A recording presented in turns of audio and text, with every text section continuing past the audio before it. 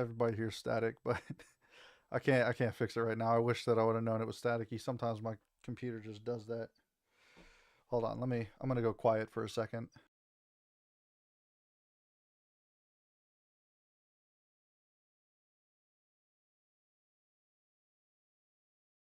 for that to come back up. All right, I'm back up, but it's probably still pretty staticky. We'll see. First time on a live event. Welcome, Birdman. How's it going? Hold on, give me a second. 1 second. No, no, I'm working. Go, go talk. Go. Come on. Go.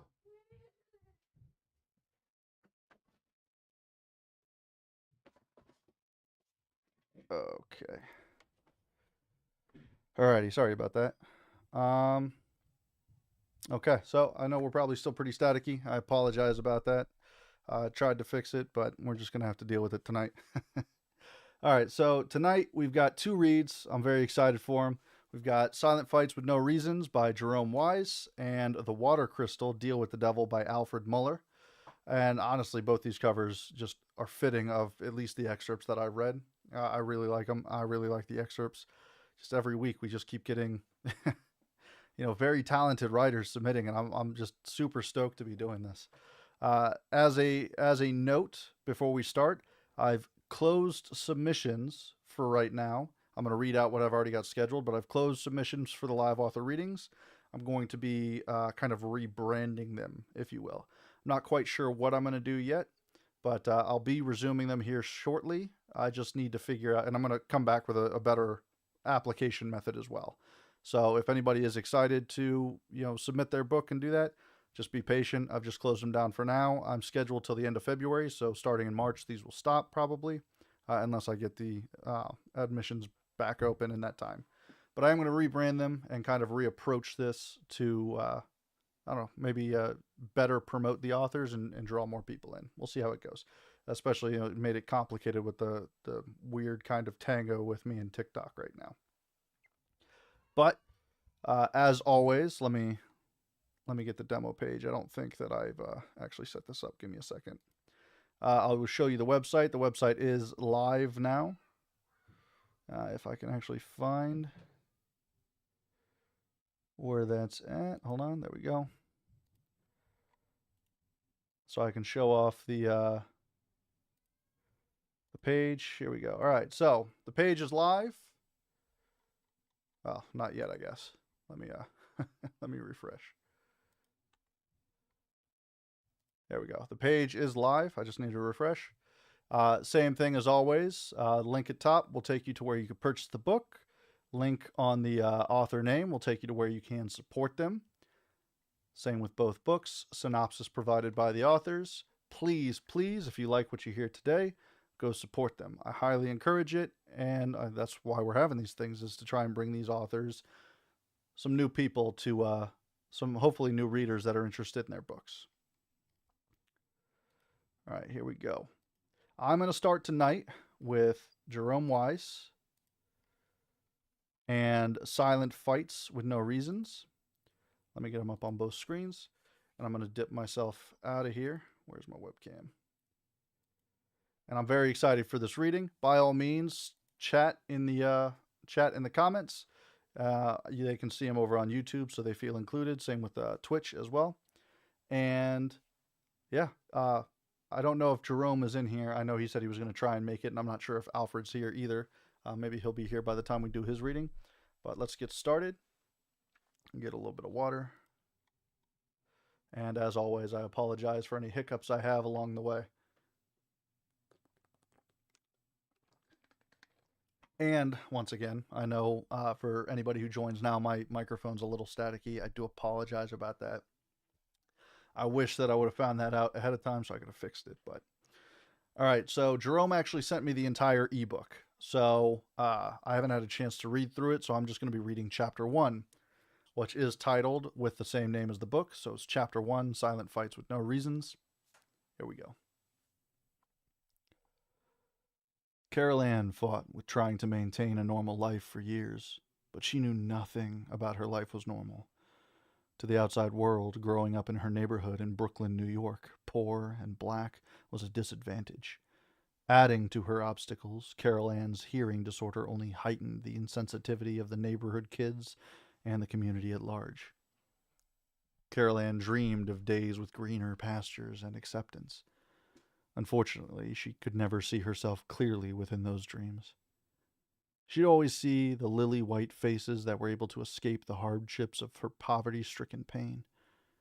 She often wondered if she would ever be able to live a life that would surpass her deepest ambition, the simplicity of being able to hear the beauty of the world around her. Surrounded with such perverse negative thoughts and attitudes, she wondered if she would regret her passion and desire for wanting to hear, because that dream could not filter out the sounds of the world's cruelties. 14-year-old Carol Ann grew up constantly feeling poorer than everyone else. The struggle to fit in, daily thoughts of am I good enough, and constant rigor of taking care of her two younger siblings were enough to drive her to the edge of insanity. She spent most of her days bearing the responsibilities of an adult. Being the eldest in the house now meant she had to check her emotions and feelings at the door, although, at times, she almost relished the idea of actually being an adult, as crazy as it sounded. Her life shifted from being a child to being a responsible caretaker without her permission. Getting up at 5 o'clock every morning during the school week took its toll on her. She fought through her own tiredness to take care of her siblings. Ironing, cooking, and cleaning were just some of the chores she inherited. Her biggest challenge, and the most important hurdle she had to overcome, was teaching her siblings how to sign. Communication was a commodity. Her thoughts, dreams, ambitions, and ideas were never fully expressed, especially when divulging them to her 5 and 10-year-old siblings. They seemed to lose all meaning and passion. In many ways, Carol Ann felt her life was doomed. Suddenly, a menacing knock on the door of apartment 3C gave way to the murmur of a high-pitched voice churning inside the apartment. "Who is it?" asked Carol Ann. There had not been a knock like that on their door in a long time. Again, the loud and forceful sound demanded immediate attention. Titus, the 5-year-old, ran into the kitchen to alert his eldest sister of the thumping. "Hold on, just a minute," said Carol Ann in a meek voice. The knock did not wait. The bold sound hammered even louder, and this time a voice behind it rallied. "Hey, Carol Ann, let me in! Let me in now! Come on, Cian, it's me, your brother Noah."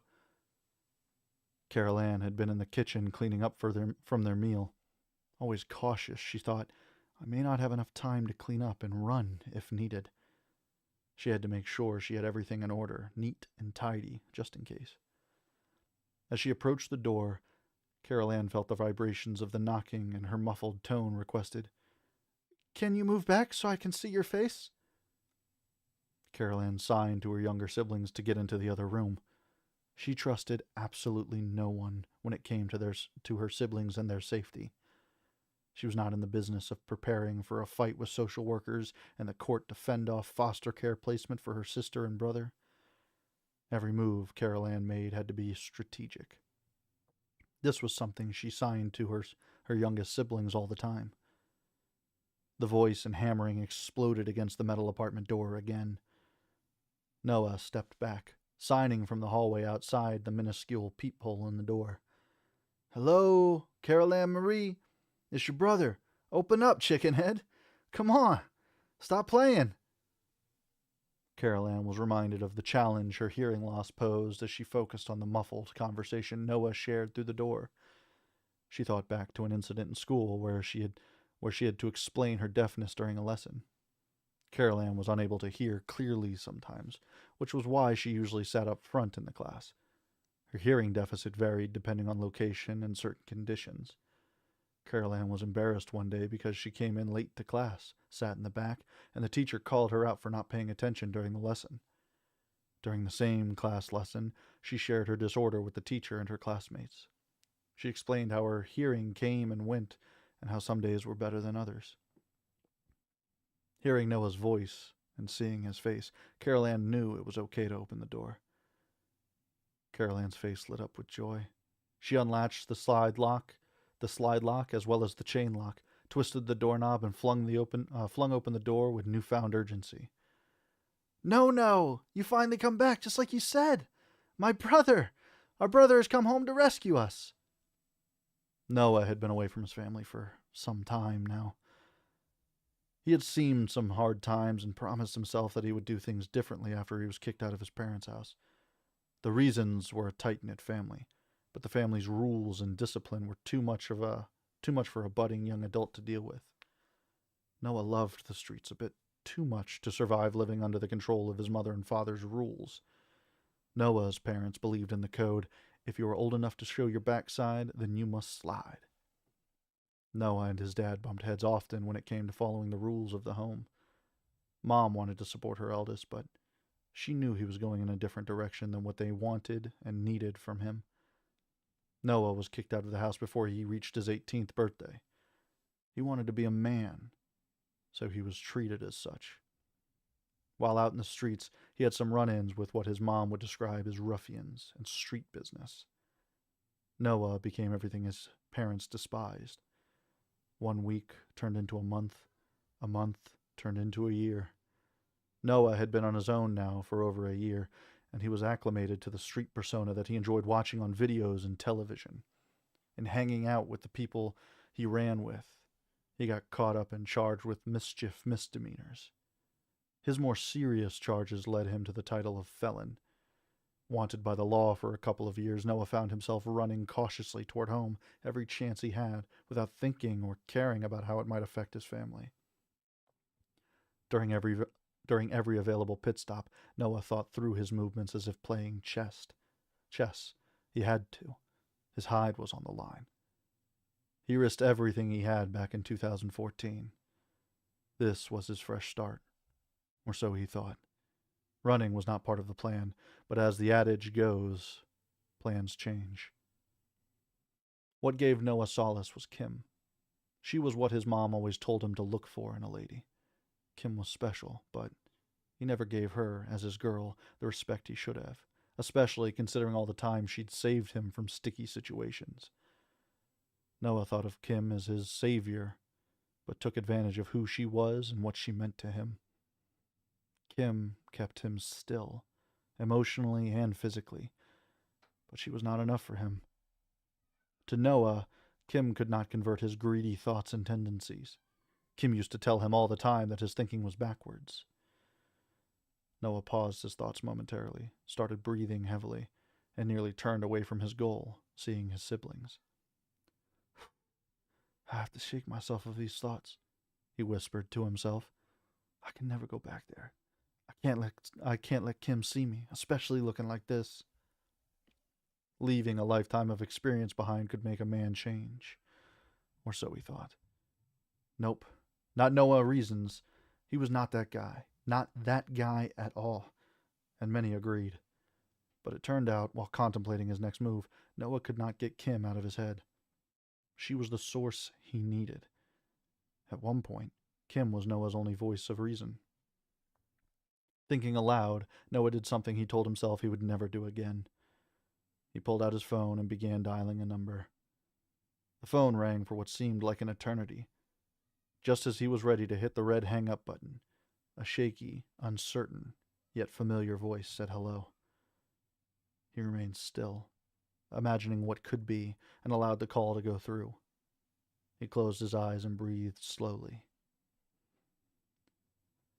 To what do I owe this surprise, Mr. Reasonz? You have a lot of nerve, man. You're calling now at this time? You must be in a bind. Listen, Kim, I'm sorry. I'm terribly sorry. You didn't deserve that treatment or any of that nonsense. That's not how I was raised. I apologize for the way it all went down. I made so many mistakes. I had to head back home, but I want to square stuff up with you. I want to meet up to clear the air. What do you think? You have a lot of explaining to do. I'm worth more than you gave me. You are a piece of please, Kim. I know. I feel like what you think. I am all of that. Just allow me to explain myself and make things up to you.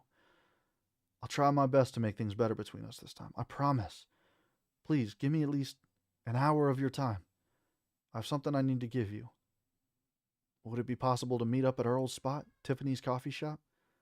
I'll explain everything then, I promise. You promised things before, too, but I'm sure you don't remember. Jeez, I must be a sorry sap. Okay, let's meet up there at 11:30 on Friday morning.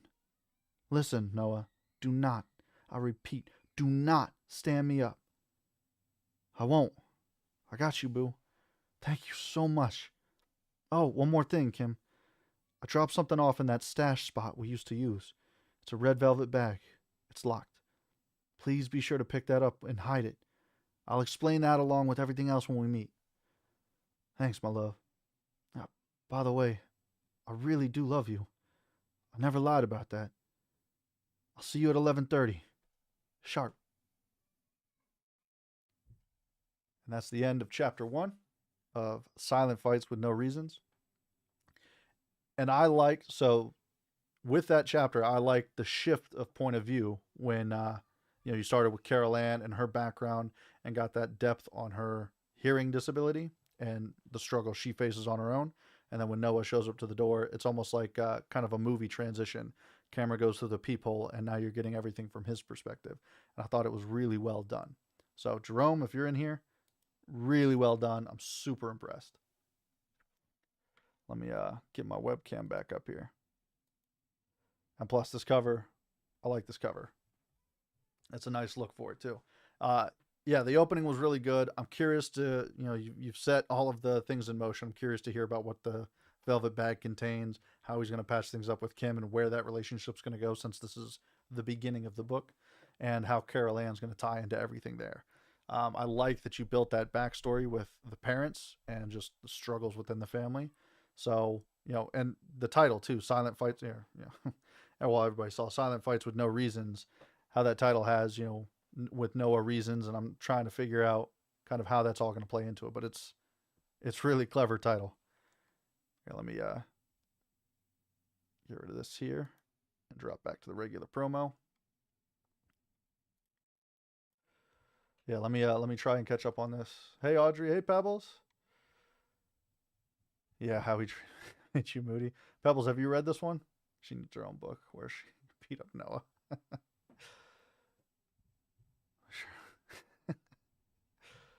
Oh man, yeah, I'm excited. I'm excited for this book. I like how it starts. It's got a nice, intriguing hook, and I like how you built the background of both of the characters in there. It just sets it up for just a really exciting story. Add to the book's TBR, the ever-growing TBR. I can't catch up with it. I'm still trying to get through all of the readings that I've got going on. But yeah, Jerome, I don't know if you ever made it in here. If not, maybe you'll see this later on YouTube. But excellent, sir. Very well done. I really like that chapter. And I apologize for kind of jumbling around. My kids, I don't know if you can hear them in the background, but my kids are like bombing Pearl Harbor upstairs. So, it's just a little crazy. A little crazy in the background right now. Next up, though, I'm going to do my little mid-session rant. Banter between the siblings is so on point. Man, I'm excited for that. I like when they have characters that really... I like it when characters like really communicate well and it seems real and organic, because that's really hard to do as a writer, especially when you're making all this stuff up in your head as you go. It's almost like you've got to have the conversations with yourself from two different points of view to really get it accurate. But yeah, so between my book rant is what I'm going to. That's what I'm going to call it. If you're on YouTube or Twitch, you'll see up in the upper right-hand corner the IAX logo. If you're on TikTok, you'll see it right down here. So I run a site and a community called Indie Author Connect, and the whole goal is to just make quality resources available to independent authors. Quality resources such as talented editors, reliable beta and ARC readers and alpha readers, talented cover designers. We also opened up a section with local events. We're almost done putting the United States events together with the lists that we've compiled that may grow over time. I finished up Canada, which is great. So anybody in Canada can go to the local event section there, find your province, and Ontario is by far the largest. but there's some in almost every single one of them. There are a few that don't have anything that I could find so far, but I'll be revisiting that to slowly add to it. And Prison Orange. No, this is Crimson Red. Oh, speaking of which, by the way, this is I know it keeps cutting my camera off, but this is one of the IX merchandise, the Indie Author Connects merchandise. It's Dream Independently. I kind of thought it was fun. I got 2 shirts of that, but yeah, the camera is kind of making this look a little prison orange, isn't it? But no, this color is technically crimson red, and I mean in person it looks crimson, but my webcam's not doing any justice. We do have merchandise and we do have a donations button, and it all goes towards a cause. I'm not a greedy person. I'm not trying to collect your money. All of the proceeds are going to what I'm calling an author fund. And what that is essentially I'm running a poll right now that I think's got like 17 days or something like that left on it. That, what if you were to receive financial assistance as an author, where would you use it? Where would it benefit you most? Most people have said editing, audiobook narration, and then the third one is purchasing a booth at an event, where you can sell your book, like the local events that we've been setting up on our website. Those are the top 3 right now. But if you're in the Discord community, by all means, go to the announcements page, scroll up a little bit, find the poll, and vote if you haven't already. And if you're not in the Discord community and would like to join, just go to indieauthorconnect.com, click the join the Discord button right there on the homepage. And, even before you do all that stuff, feel free to browse the site, see what's there. We're going to be expanding it out. We got more things coming. I'm very excited for it. But once you do join the Discord, make sure you go to the rules page and select your role. The roles will be expanding here soon as we bring in some more. But if you don't do that and then you leave the server, it will boot you. It's just our kind of safeguard from a bunch of bots that were joining when I first stood up the server, just to make sure that the people that come in there are, genuine people and want to be there. Kind of need me to do the girly one in a light pink. Oh yeah, I thought about that. I sat there and I looked at the baby blue and the light pink one. I was like, which one would look good on me? So I got this one and I got one other one. Maybe I'll debut that. I'll show you what I got there. But I don't know what kid threw water on my mic. I don't know what's going on with my mic right now. I did a little recording on OBS where I'm streaming this through, and I listened back to my recording. It's not getting the static, so it seems to just be TikTok. So I'll have to figure out what's going on there. TikTok doesn't like me. But remind them it's not a chew toy. God, my kids come in here all the time and press buttons and dials and stuff like that. I don't know what they're doing, but they're crazy. Who knows? But yeah, so without further ado, I don't know if Alfred is in here, but his book is next. The Water Crystal Deal with the Devil. Sorry, over here. Water Crystal Deal with the Devil. Let me pull that up real quick so you guys can see this beautiful cover. And on YouTube as well. All right, perfect.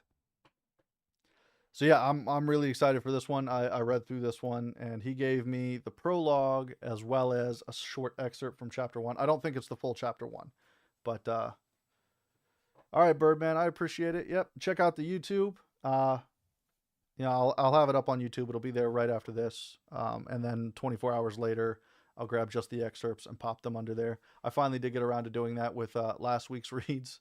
It takes me a little longer than I would like sometimes, just because I forget about it after the 24 hours. Well, let me pull myself away, get some more water, and then we will get into reading this one. Let me make sure it's at the beginning here. All right, nice. All right, let me get some water.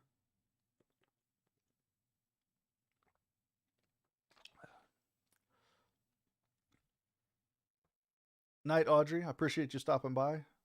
Pebbles, you're just having a rough day, man. You were sick, yesterday? You had to go to the doctor's yesterday, and then now, or 2 days ago, and now you spilled coffee on your keyboard? Come on, man.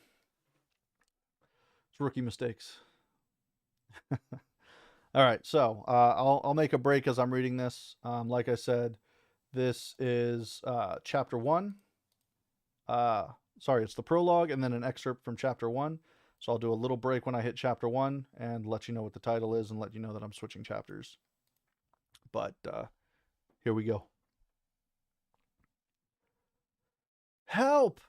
Anthony cried as superheated plumes of smoke caught in his throat. Fire engulfed his youthful frame. Flames flicked his skin, igniting the fair hair on his arms and torching his overalls.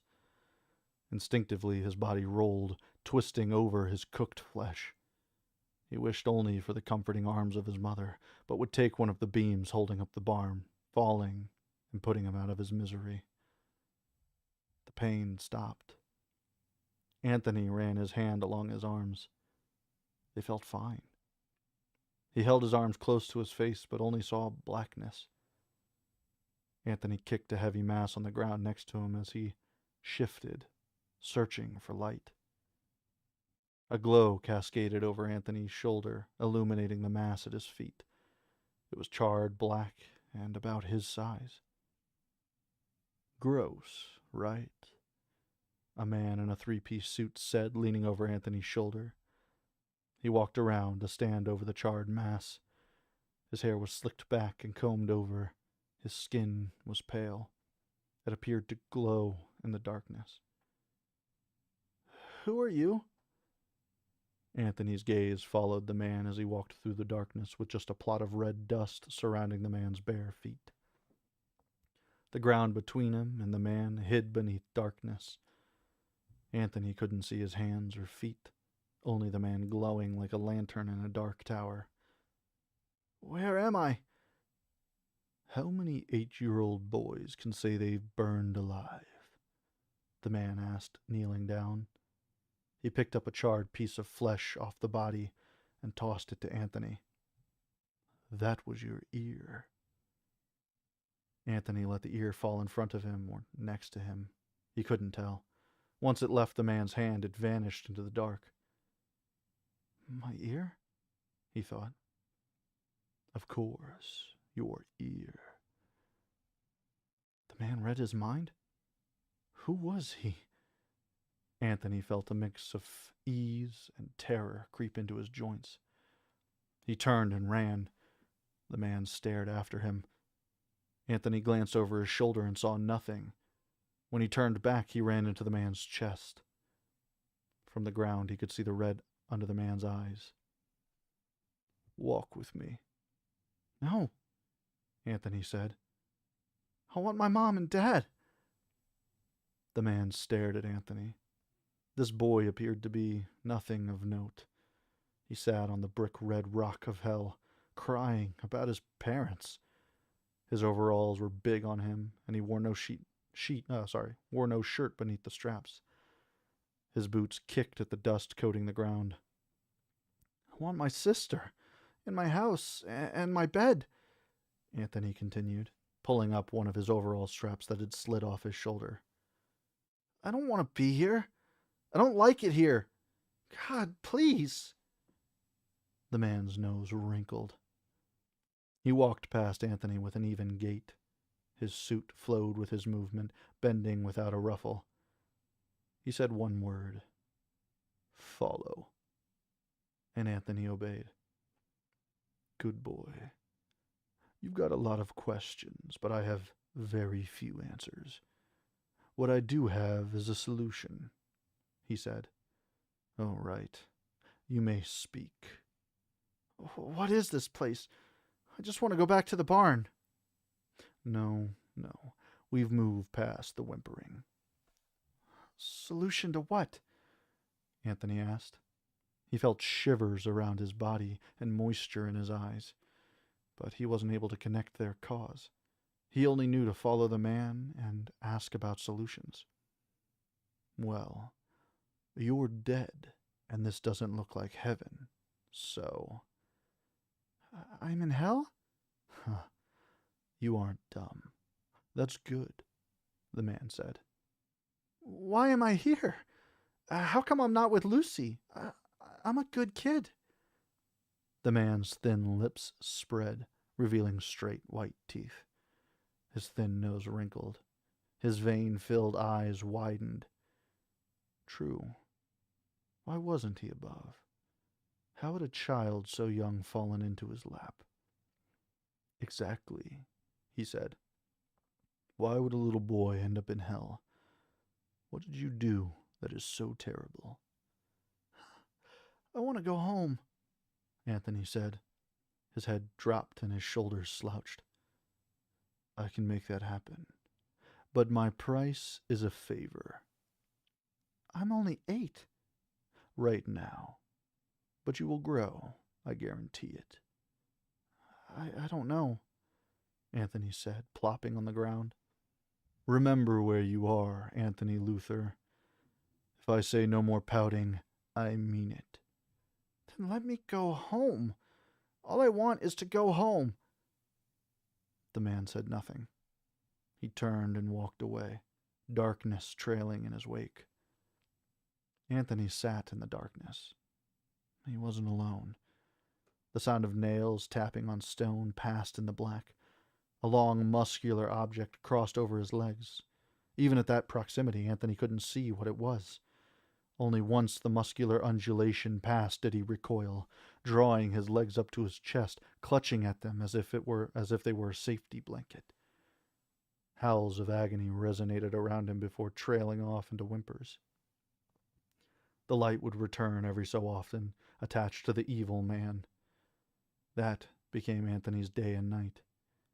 When the man in the dark arrived, it was day, and Anthony prayed for night. Each time he prayed, the man in the dark stayed away longer. He returned once after 18 howls that lasted until Anthony was in tears. Will you accept my offer? The man in the dark whispered, his voice like a silk blanket warmed by fire. Anthony found the strength to refuse that time. Some time after, however, when the man in the dark returned, and Anthony's ears and nose began to bleed from extended exposure to the physical pressure of the howls, did he feel his resiliency wane. Each time the man in the dark returned, he would ask, Will you accept my offer? Anthony couldn't bring himself to do it. A favor could be anything, and he felt in his heart that this man was not a man, or simply even a demon. When he arrived, his ears throbbed more. After the prolonged screams, silence hurt worse. Anthony hoped the man would stay away forever, leave him to his sadness. But it was not to be. During the longest stretch between visits, Anthony thought he heard his sister howl. His parents were in the darkness, too. They asked him why he let this happen to them. Darker and lighter shadows danced in the blackness. Gruesome mutilations of his family played for him. An entire lifetime of family members disemboweled and decapitated in front of him before the man returned. He approached at first, just a dot on the horizon.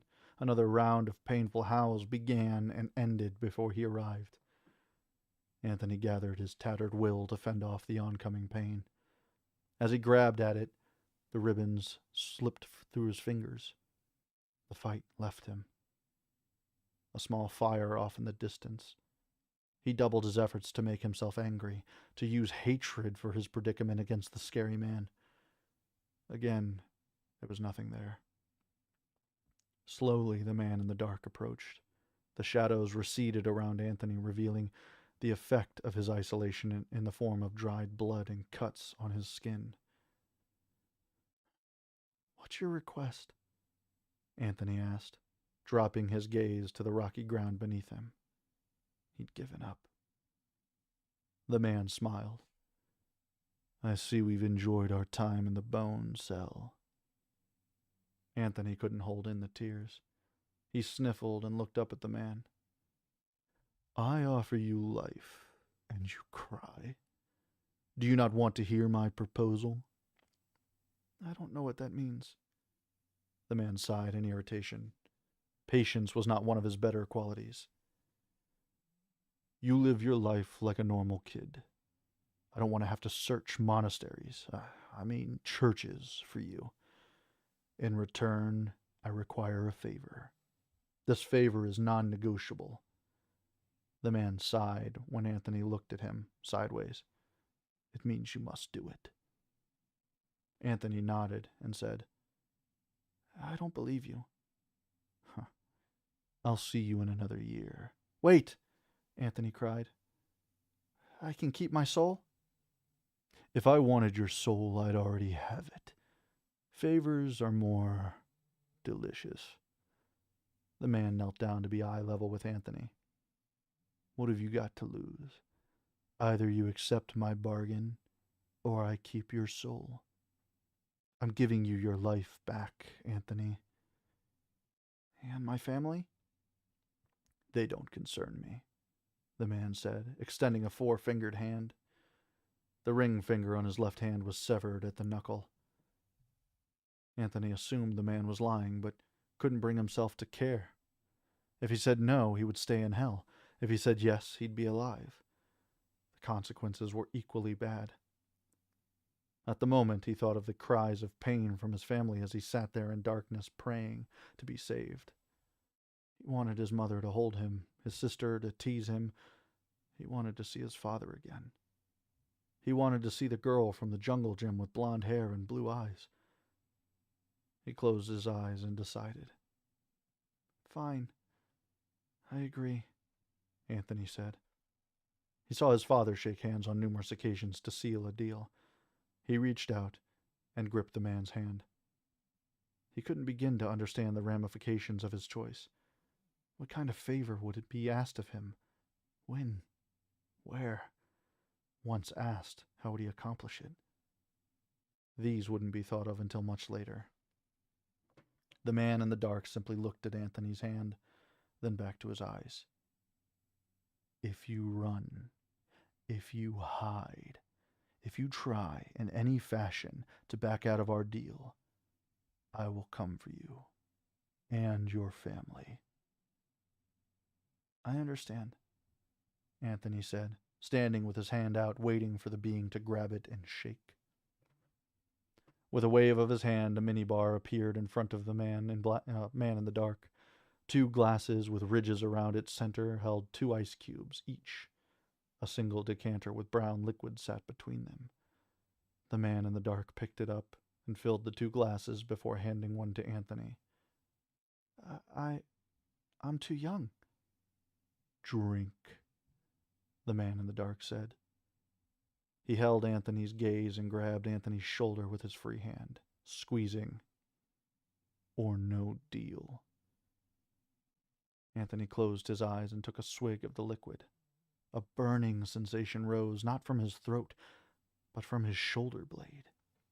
In a moment, his entire body felt the fiery pain. That's the end of the prologue. On to Chapter 1's excerpt, titled Life After. Anthony raised his cupped hands of cold water to splash the bags under his eyes. He gripped the edges of the sink, hanging his head over the faucet. Water slid down his cheeks and off his lips. A single drop splashed on his crucifix, sliding down its edge. His eyes were bloodshot. The brown of his irises tinted the color of bricks. He tried to rub it away. After living with his nightmares for 10 years, his body grew accustomed to the fitful nights, the days in school where the hands of the clock moved backwards, and the falling asleep at practice. But the body needs sleep. It had been years since they were this prevalent. Each night, Anthony felt like he was pulled deeper into unconsciousness, and it was harder to wake the next day. Progress he made in therapy undone by a lawyer in a suit, a moonless night, the sight of the barn fire, and the most prevalent, the anniversary of Lucy's death. Splashing another handful of water onto his face, Anthony dried his hands in his brown hair.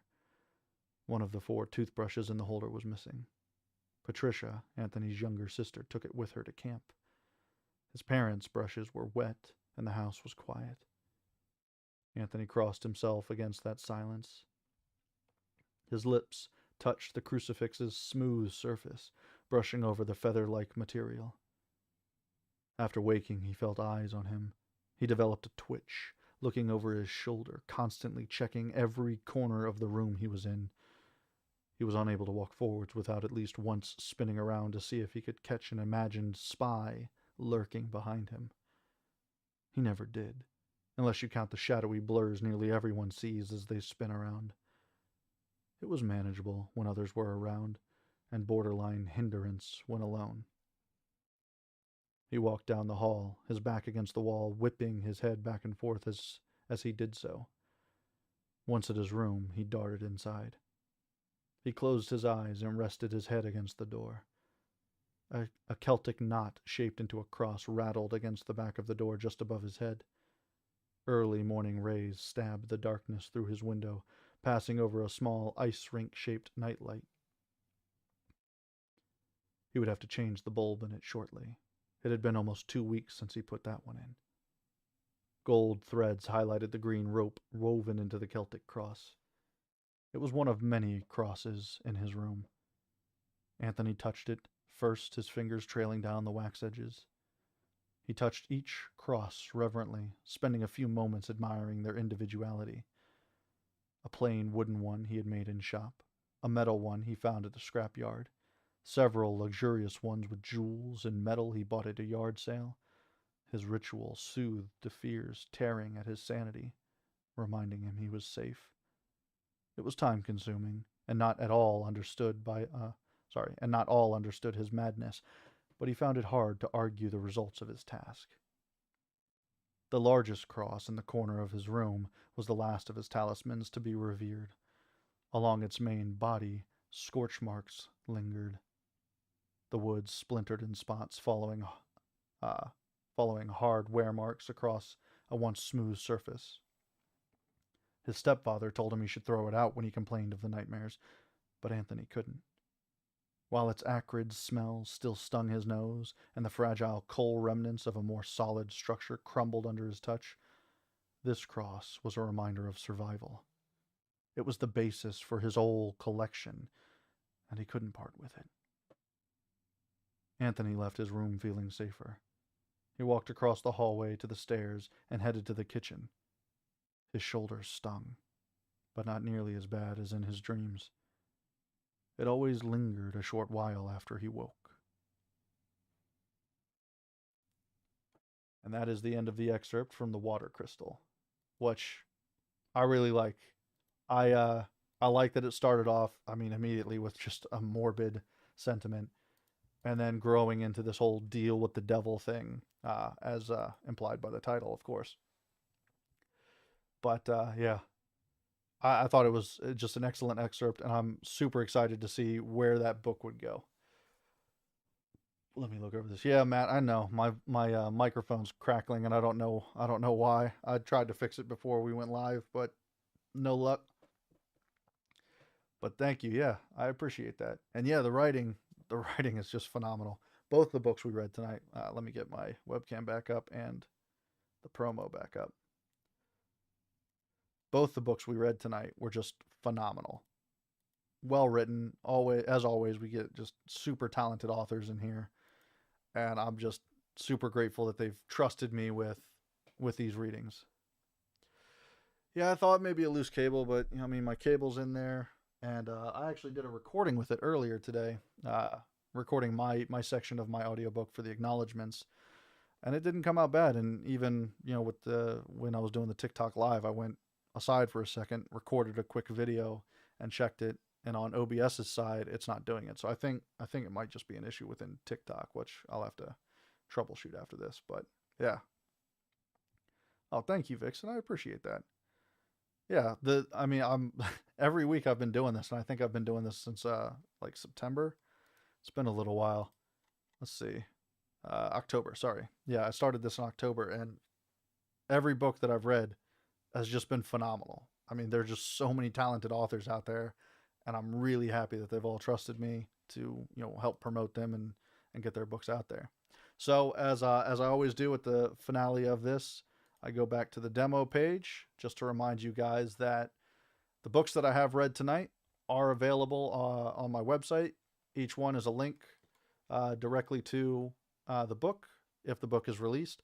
And of course, each author has a link under their name where you can go and support them. You can purchase their book, support them, do whatever you need to do. If you liked what you heard tonight, please, I highly encourage you to go purchase a book, audiobook, ebook, paperback, whichever. And at the very least, go find these authors on social media. Like I said, click the links here. Both of them, I think, either take you to a website or at least their link tree where you can follow them on social media.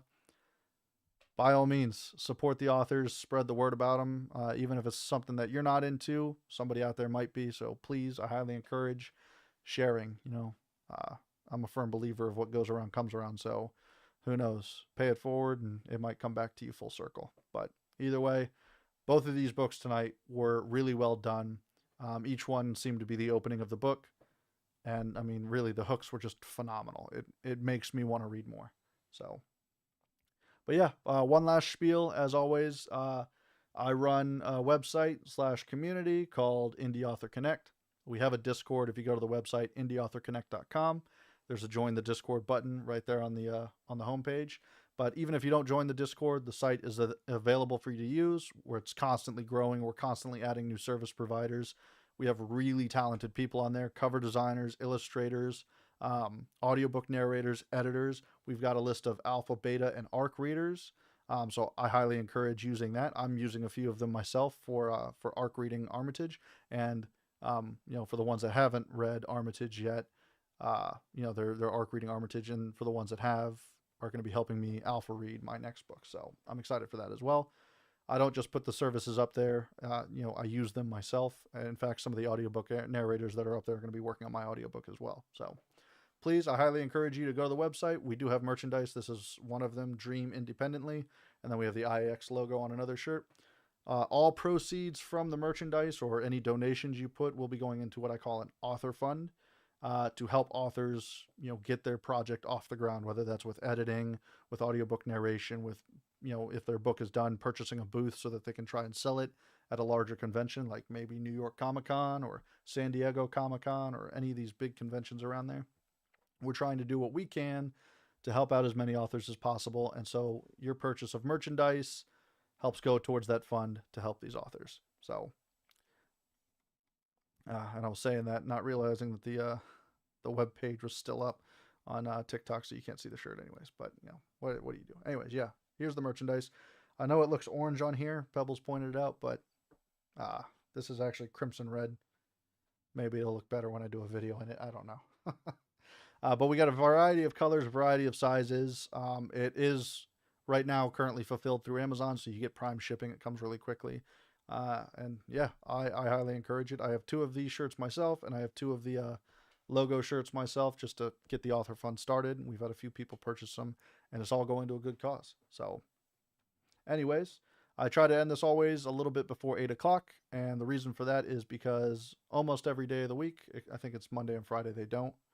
But Between the Pages runs a podcast at 8 o'clock p.m. Eastern Standard Time, so in about 10 minutes. If you guys don't follow Sean Amick or Megan Mosgrove, by all means follow them and go check out their live. It's another place that promotes independent authors. You can get a live interview with them, read an excerpt of your book, and promote it to a wider audience. But anyways, I appreciate you guys. Thank you for coming by. Thank you for supporting these authors. And I hope you guys have a good evening. Bye.